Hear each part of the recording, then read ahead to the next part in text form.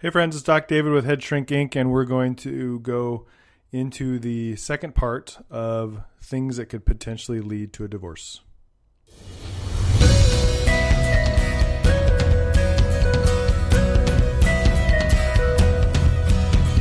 You are listening to Head Shrink Inc., your answers to life, relationships, and daily living. Hey friends, thanks for tuning in.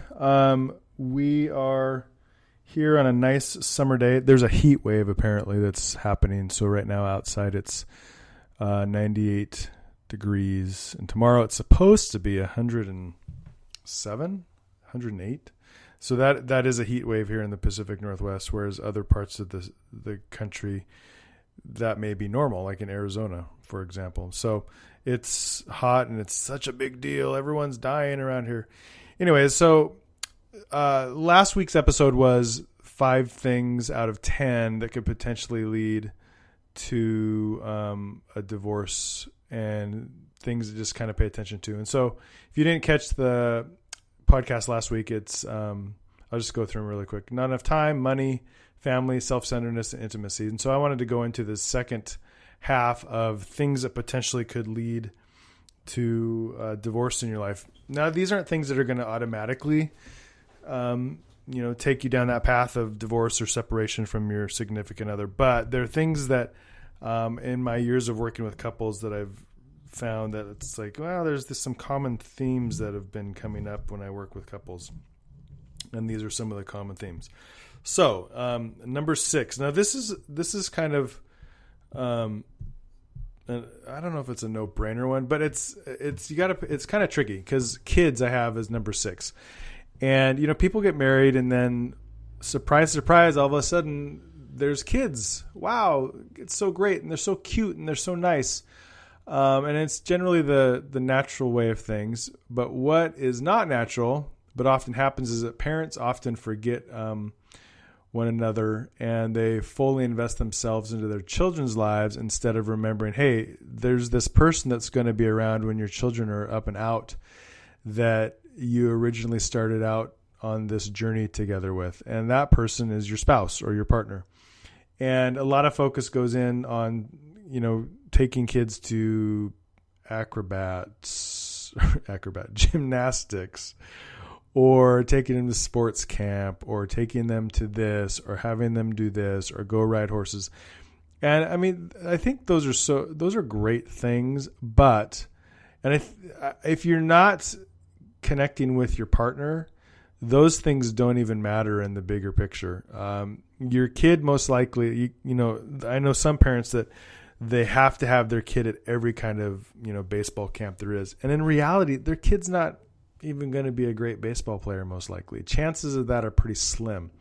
And so you think about all the time and the money that is put into that and potentially damage done to an adult relationship, with your partner. It's no wonder that partners come to me, or, people with hurt marriages come to me and say, I just don't know this person anymore, or I feel disconnected from them.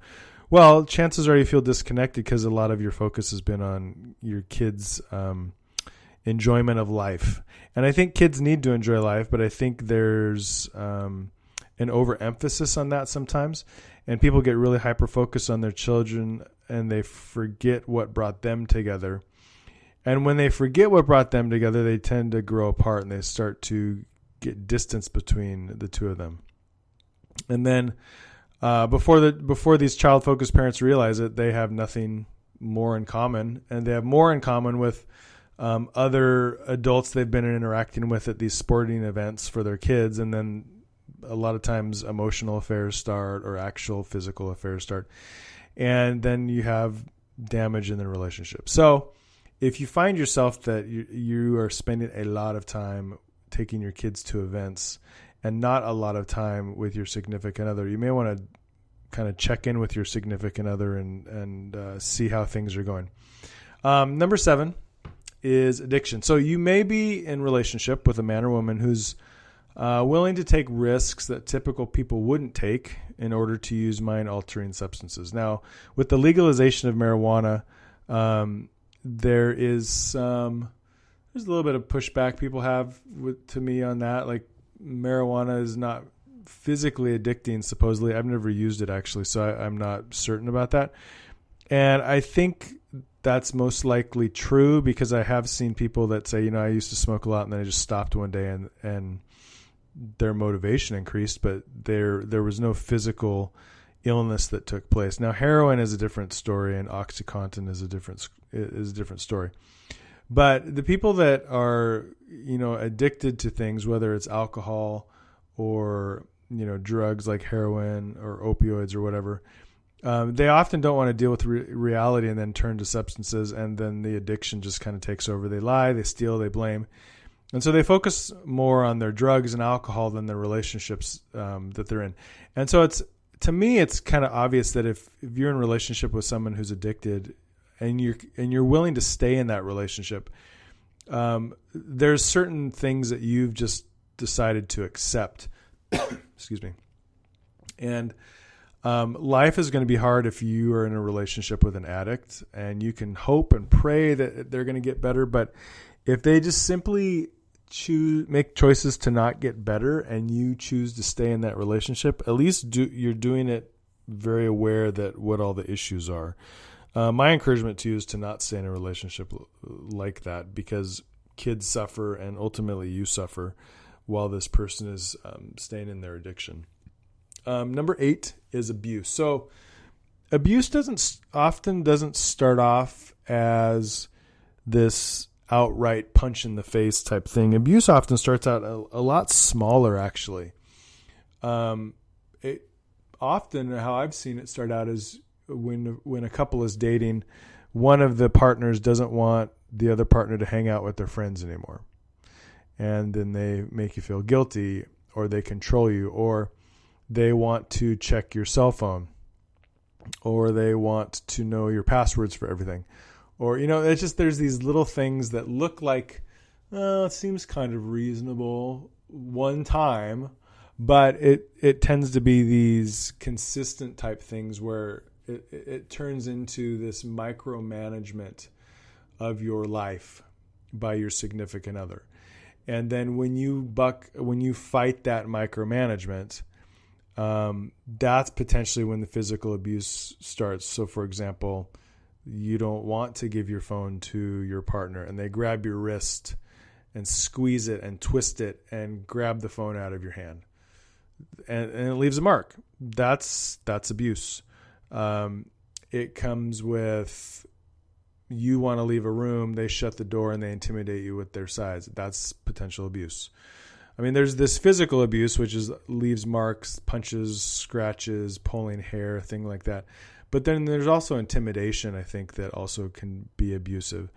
And so by the time it becomes violent, people often feel stuck and lost. And so one of the things that is just confusing for helping practitioners is, you have a person in an abusive relationship and they know it's abusive. They will tell you directly that it is abusive, but they keep going back to it. And sometimes I think people feel stuck, especially if you have kids. Like, if you were to leave this person, there's fear that they will hurt you or your kids, which is evidenced by numerous stories and criminal cases in court. I was just reading a story today about a dad who was estranged from his wife, and so he killed their 5-year-old to stick it to the wife. And it's hard to comprehend why a person would do that, but it happens. And so people feel stuck and lost. They feel like, if I leave, I'm going to get hurt, or if I leave, I'm going to have no place to go, because they're either they have no family members around, or the abuser has turned the family against them, and so they don't have any place to go. And when they are finally able to find themselves at this point, they realize it's a relationship they don't want to be in. But again, they're so deep into it that it often is difficult to see a way out. There's often so much hurt and violence that has taken place. A victim they don't know how to, get refocused to get out. And that's why it's really important for domestic violence helpers to understand that. I think most do. Like if you are a helper that works with domestic violence victims, you know the whole cycle. And so abuse is obviously, I think, a no-brainer type thing that's going to lead to divorce. So different paths. So this is a little bit more unique, that the longer a couple is married, the more chances there are that they're going to have different interests that can take them away from one another. So for example, I have a couple that I work with where the wife really loves yoga, but the guy has no interest in yoga. The wife loves to paddleboard, but the guy has no interest in paddleboarding. And so maybe your husband or your partner is more interested in a biking club and starts to kind of get focused on the biking club, and you're not really into that. Or you're into running and your partner is not really interested in that. And so it's these type of things that will slowly drag you apart, because the more you get interested in something that your spouse is not interested in, the more you start interacting with people that have that same interest. So you're in a running club, so you start interacting with your running club friends. And a lot of times that's how unhealthy relationships are formed, because, oh, this person is interested in what I'm interested in, so therefore we must be a good match. And it's this kind of small thinking that leads couples to disconnect, when like the bigger picture is, if you found something that you could both connect on, you have so many other connections related to kids and family and memories that simply splitting because you have different interests is not something that I recommend. It's much easier to find something that you both can have interest in and then rekindle a connection between the two of you. But this different path is something that definitely can lead people to a separation or divorce. And then friends. I mean, number 10 is friends. There's times that a couples get so focused on activities with friends that they forget to make time for themselves. And hanging with people is fun. I mean, hanging with friends is fun, but it should be secondary to hanging with your significant other, because your significant other is there for a reason. Like, you chose one another for a reason, because at some point you enjoyed the company of this person so much, you fell in love with this person because you guys had these similar interests. And so having separate friends is not a good idea, because then you start expanding away from your significant other, and which then potentially leads to physical affairs and emotional affairs and just kind of disaster in general. And so I'm not saying that friends are bad. Hear me clearly. Friends are good, but just like anything, it's in moderation. I've known some people that they're constantly with friends. And I just think, oh man, when do they have time for themselves? Making time for others is great, but making time, most importantly, for your significant other is like the best idea that I think you can do. So staying in a relationship or marriage is important, can be important. I mean, I think in marriage is important, but it can also be challenging. And when you're able to stay focused on your marriage rather than all these other things that could trip you up, you're more likely to stay connected and grow deeper in your relationship. And it's not an easy process. I think a lot of times people go into relationships, and often in marriage, they think, oh, we're going to just be in love. We're going to have a house and everything's going to be perfect. And then things get in the way of that. Friends die, parents die, people get sick, people go bankrupt, finances get messed up. I mean, there's all these things that come into play that you don't expect to happen when you're first married. I was just seeing a Facebook post of somebody who just got married and just got their first job. And it's just it's so positive and happy and nice.